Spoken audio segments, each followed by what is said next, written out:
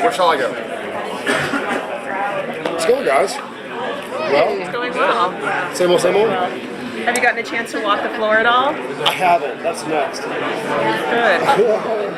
Sorry. Having fun out there. I love that. Where's Sheppard? That's Mark's kid and my kid.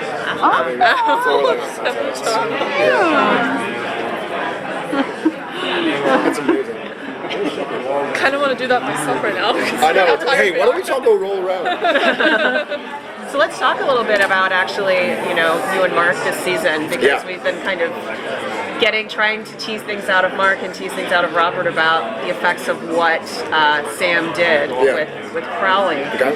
So how is your relationship going to change as you're going into? Well, Sam, and what we saw was from episode 2. Mm-hmm. So the scene where we saw Sam and Dean in the dungeon with Crowley is not our season premiere. We had to try to flip some schedule stuff. And so clearly, we have him. He's in our basement, in our dungeon, and we're trying to weasel information out of him. Now, he plays his cards very close to the vest, and he's not going to show them all yet, obviously, but we have possession of him, and we think we can't be found. And Sam, he almost confessed to Sam. He did confess to Sam. I mean, he started becoming human. And Sam's certain that he can get it back out of him, that there's something in there, that it's not all dead and gone. That it's not like, oh, he's the king of hell, there's no humanity left in him. He saw it. And Sam is certain that he wasn't faking, so he's going to try everything he can to get it back to that spot. And we know to cure a demon, so. Yeah. Sam was in, again, they do this to you every season all the finale. Frickin' time. They leave you in really bad shape. I know. So, any kind of hints, teasers as to how Sam... Well, Sam, what's great is there was, the finale, I loved it. I loved doing it. Do you see it? You see, I do love him. Max is out there with Tom rolling around. It's pretty awesome. It was so fun to work with Sheppard for 3 days. He did a kick-ass job, and it was just a cool storyline. And to see the story kind of go like this, and even at a time, I felt like, am I dying? Am I curing? Like, what's going on? So I felt, and I think it was kind of by design that happened. But we obviously saw Sam and Dean decided to choose each other for the first time, as opposed to go straight for the job and mission. So it'll be interesting because Sam didn't get better. In fact, he got worse. So we see at the beginning of the season, he's even worse than he was. And now we've got no angel friend and just more angel enemies, powerful, running around, and no way to protect ourselves. So I like that we start off in dire straits. In contrast to a lot of season finales, season transitions, nobody died or went to hell. I know, disappointing, huh? Yeah, we should. That's really different, and I think from the voices of our fans that we hear, that's what they've been wanting. Yeah, they're kind of tired of that.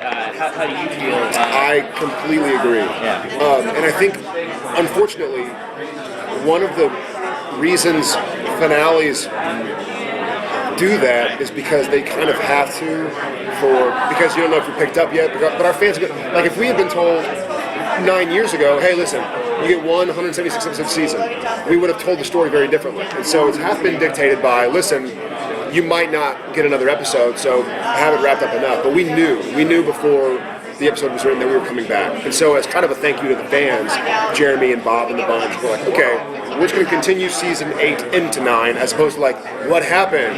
We're coming back. It's like, our fans aren't stupid. And the only reason we ever have to treat them stupid is because we're being treated stupid. Because, you know what I mean? Like, it's not like, hey, did Sam and Dean die? It's like, listen, guys, the people who are paying for the show make us write it and do it in such a way where if they don't pick us up, it can be an ending, So it was nice to have enough fan following and enough support from the fans, and we were able to just write season 8 like that into season 9, as opposed to like season 8, okay, now crash it. We're like, oh, okay, now we're coming back, how do we, so we were able to, and I think it's great. I think it's great for the show. I think it made for a really strong season, and this season is badass. It's awesome. It's really cool.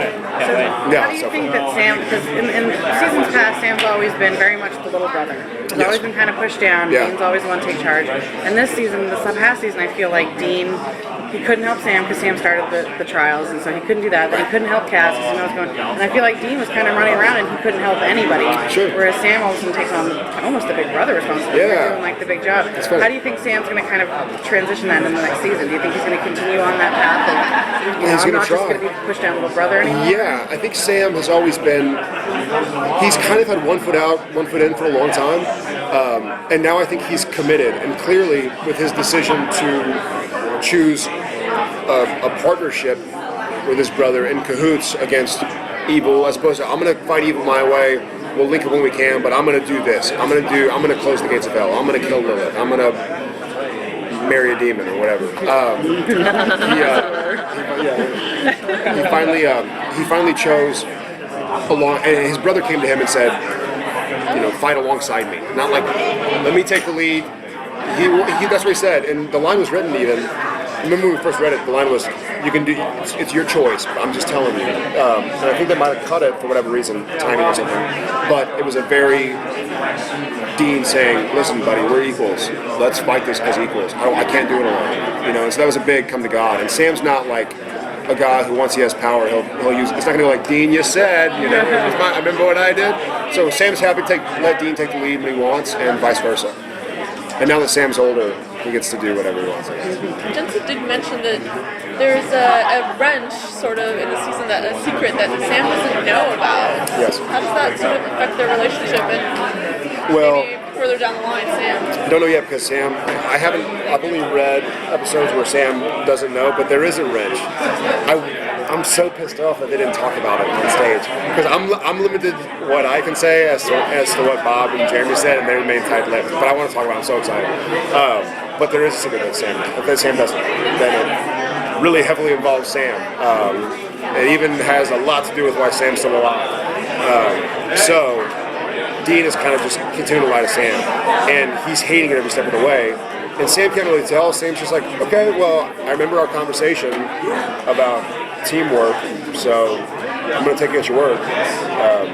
But when Sam finds out, shit's going to hit the fan. Is it going to be different this time in terms of conflict? Because it seems that prior to this, it was a lot more the I'm little brother, I'm the big brother kind of conflict that actually grew into hatred. Yeah. And then you guys have come back together and you're choosing each other. So how would this new wrench, how do you think it's going to affect the level of conflict that you're I hope Sam will understand. I'm sure there will be a time when he does not, when he's upset just because Dean begged him to stop something and offered honesty and partnership, and then kind of right off the bat is keeping a secret. So Sam's inevitably going to be like, well, you begged me to do something. I could have closed the gates of hell. You told me, I could have your trust, and now this is the first thing that happens. So certainly Sam will be upset, but I like Sam being alive, so I hope he. I think we all do. Yeah, and I think I love, and we've had a chance to, as writers and as actors and as a story, we've had a chance to see what's worked for the show and for the fans and what hasn't worked, and we've done many episodes of both.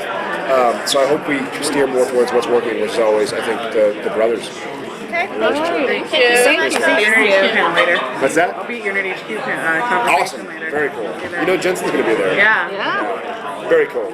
It's only we wanted to do 2 separate ones, but It sold out in less than 45 seconds. I heard. Yeah. Well, I texted Tage. Who's, Yeah, I know Tage. Yeah, and I was like, hey, if you need me to tweet more about it to make sure we raise enough money possible for. She's like, You were sold out fine. in like 3 seconds. Yeah. Oh, okay, cool. Thanks, guys. Thank you.